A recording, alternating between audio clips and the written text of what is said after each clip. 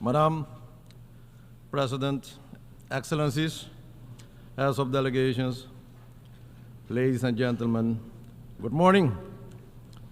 Madam President, this General Assembly is of historic significance as we embark on a process of recalibrating international relations and establishing a more effective multilateral framework.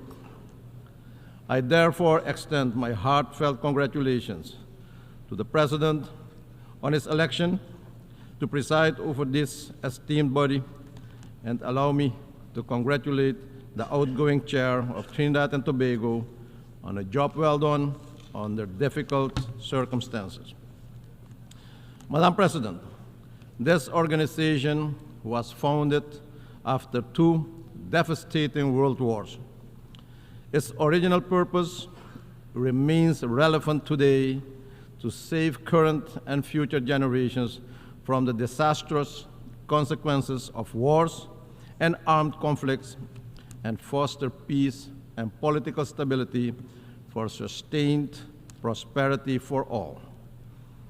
We, however, observe instead that the world is marked by a complex political and security crisis, weakening our global multilateral framework of collective solidarity, international law, and respect for humanitarian law.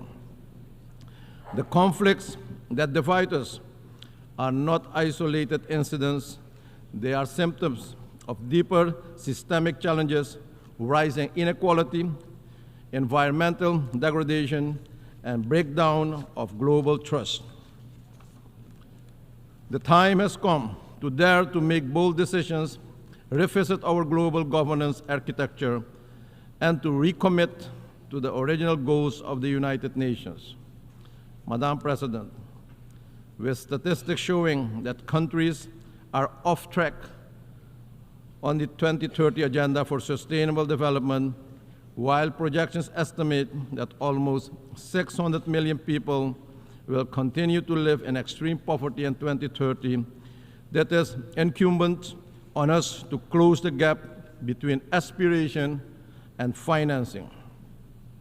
I wish to emphasize the urgent need for accelerated reforms and coordination within the international financial architecture, especially the international financial institutions.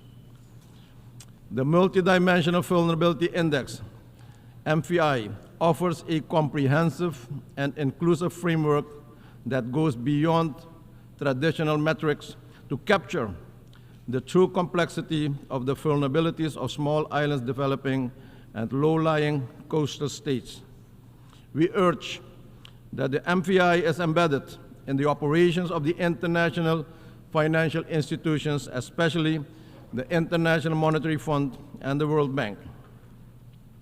Apart from the MVI, we see other financial obstacles in place that have a major negative impact on our ability to generate development, especially de-risking measures of international banks, which are based on general assessments, do not consider the country's reality and the severe impact on development objectives of the country.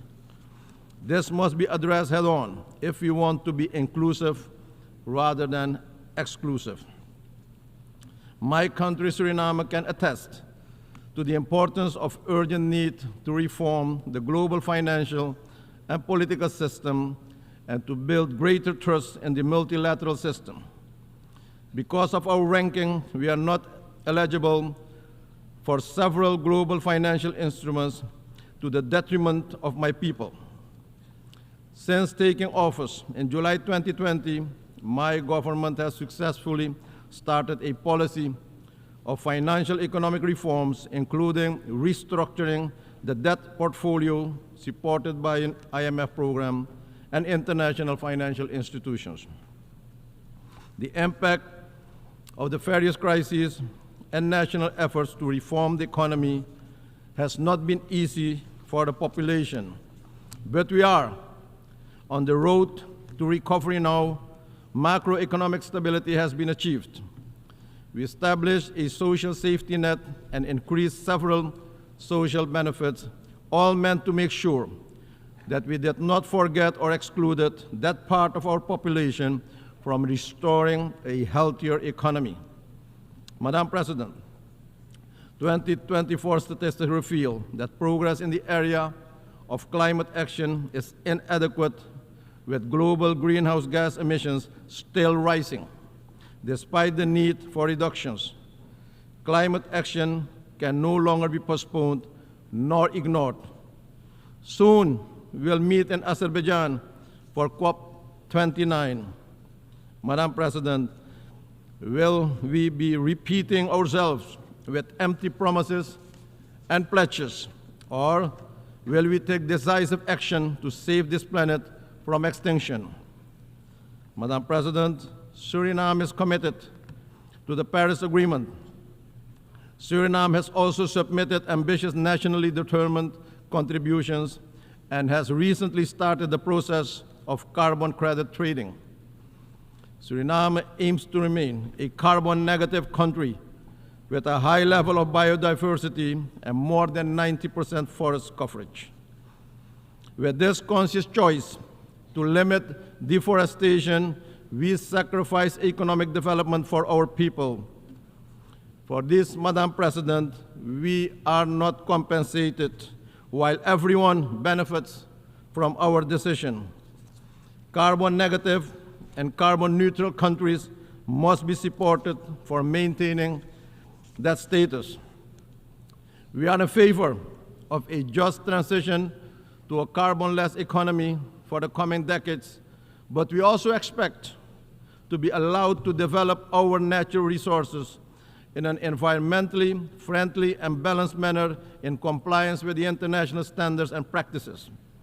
In fact, we have already embarked in such a development path by introducing more renewables to our energy grid, utilizing technological innovations to reduce our carbon footprint even further.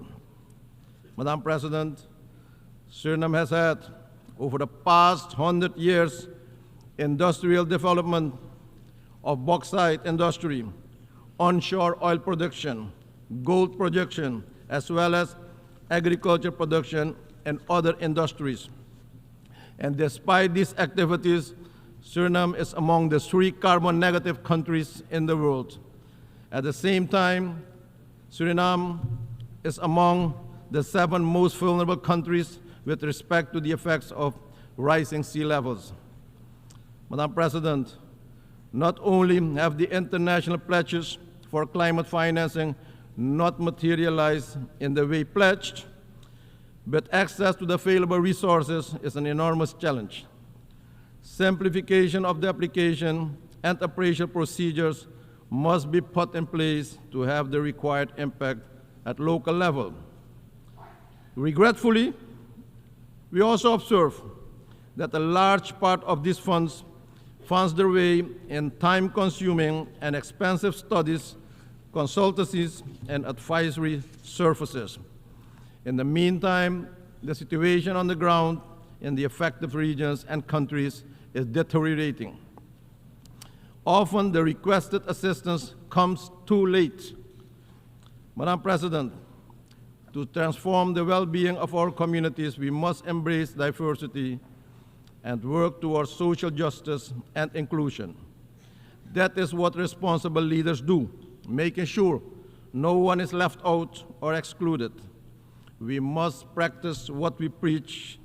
Madam President, while the humanitarian and security situation in the Republic of Haiti remains of concern, we are pleased to note also through leadership of the Caribbean community, a roadmap towards free and fair elections has been initiated and a transition government with a clear mandate has been installed. We cannot leave Haiti and its people alone and behind. Haiti fatigue is not an option. We urge the international community to financially and technically support Haiti on its path forward. Suriname will contribute to the MSS with security personnel and remains committed to assist in whatever way we can. We urge and call for a more effective, coordinated, and coherent approach and the transparent sharing of information regarding the different initiatives to serve more effectively the objectives of facilitating peace, security, and prosperity in Haiti and the Haitian people. Madam President, leaving no one behind should also include lifting the long-standing economic embargo against Cuba and its people. Adopting the Pact of the Future represents an opportunity to redirect a new path for humanity to address current challenges while laying the groundwork for sustainable solutions. We need to foster collaboration and strengthen partnership to address the long-term global issues as climate change, social inequality, and access to affordable health care and quality education for all. Small nations need the support for digital transformation, providing the tools and capacity building initiatives needed to fully integrate into the global digital economy. We must, Madam President, utilize technology in a positive and constructive manner to facilitate financial inclusion for all, access to general education and skills training, but also telemedicine and treatment, as well as instant government services. Madam President, 2024 marks the 5th time for me to address the General Assembly. In 2020, I made my maiden address virtually through the optimal use of modern technology. At that time, I remarked that multilateralism came under attack on several occasions. And 4 years onwards, we still have a long way to go. We must work collectively and with a sense of urgency and positive attitudes towards a renewed commitment to a multilateral framework that is more inclusive, more equitable, more accountable, with the ultimate goal to create a better, safer, and more productive planet for our people now and in the future. In conclusion, Madam President, the theme, Leave No One Behind, is a call to action, but is also a challenge. For smaller countries like Suriname, the global system often continues exclusion, sometimes in new version and new style. As we continue our renewed commitment to building a more just, inclusive, and equitable international system where accountability is important, and together, Madam President, we must ensure that no nation, no community, no individual, no woman, and no children is excluded or left behind from the promise of peace, prosperity, and dignity. Let's live up to the spirit of one for all and all for one. I thank you, and may God bless you all. On behalf of the Assembly, I wish to thank the President of the Republic of Suriname.